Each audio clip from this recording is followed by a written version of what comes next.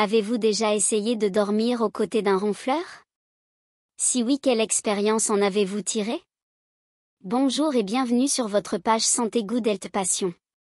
Ici, on traite de tous les sujets relatifs à la santé, car on estime que la santé est le socle sans lequel aucune activité humaine n'est possible.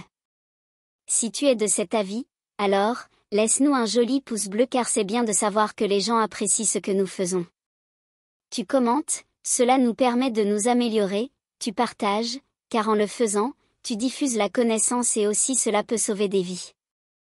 Enfin, tu t'abonnes, cela permet que nous restions connectés. Ceci étant dit, rentrons dans le vif du sujet. Le ronflement est un bruit rauque produit par le nez et la gorge pendant le sommeil. Il est assez fréquent et devient de plus en plus présent en vieillissant. Environ 57% des hommes et 40% des femmes ronflent. Cependant, ce qui est qualifié de ronflement dépend de la personne qui l'écoute et la fréquence et l'ampleur du ronflement varie d'une nuit à l'autre. Par conséquent, le pourcentage de personnes qui ronflent est seulement une estimation.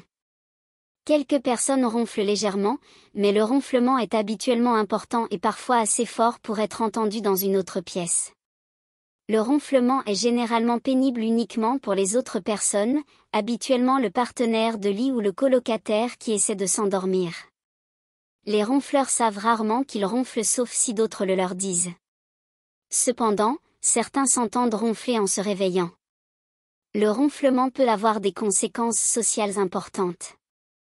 Il est fréquemment source de stress entre le ronfleur et le partenaire de lit ou le colocataire. D'autres symptômes comme les réveils fréquents, les halètements ou étouffements pendant le sommeil, la somnolence excessive au cours de la journée et les céphalées matinales sont également présents, selon la cause du ronflement.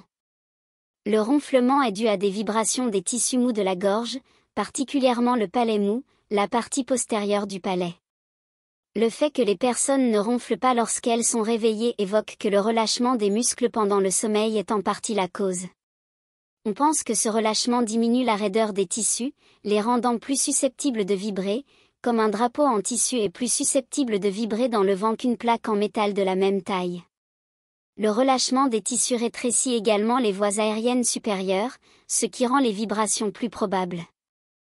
Quelles sont les causes du ronflement? Le ronflement primaire est le ronflement qui ne réveille pas les personnes plus souvent que la normale pendant la nuit. Au cours du sommeil, la quantité d'air dans les poumons et le niveau d'oxygène dans le sang sont normaux. Étant donné que les facteurs sont normaux, les personnes n'ont pas de somnolence diurne excessive au cours de la journée. Troubles respiratoires du sommeil. Le ronflement est souvent un symptôme de troubles respiratoires du sommeil. Les troubles respiratoires du sommeil vont du syndrome de résistance des voies aériennes supérieures à l'apnée obstructive du sommeil en abrégé AOS. Ces affections diffèrent principalement selon le degré et le site de l'obstruction des voies aériennes.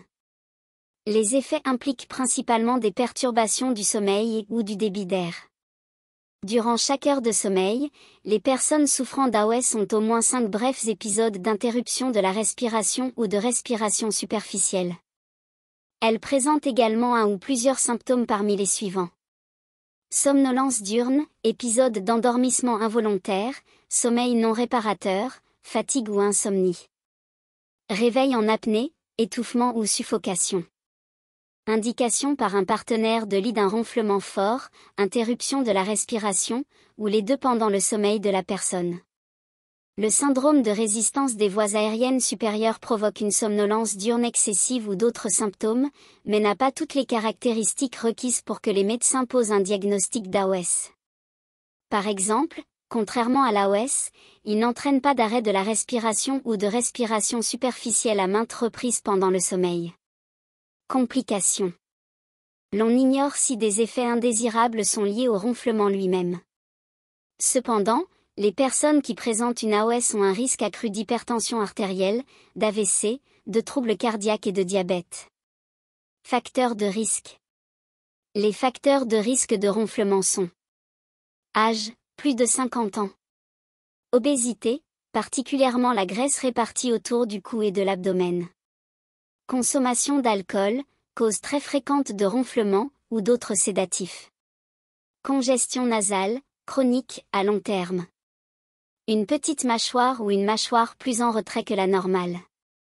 Ménopause. Sexe masculin. Grossesse.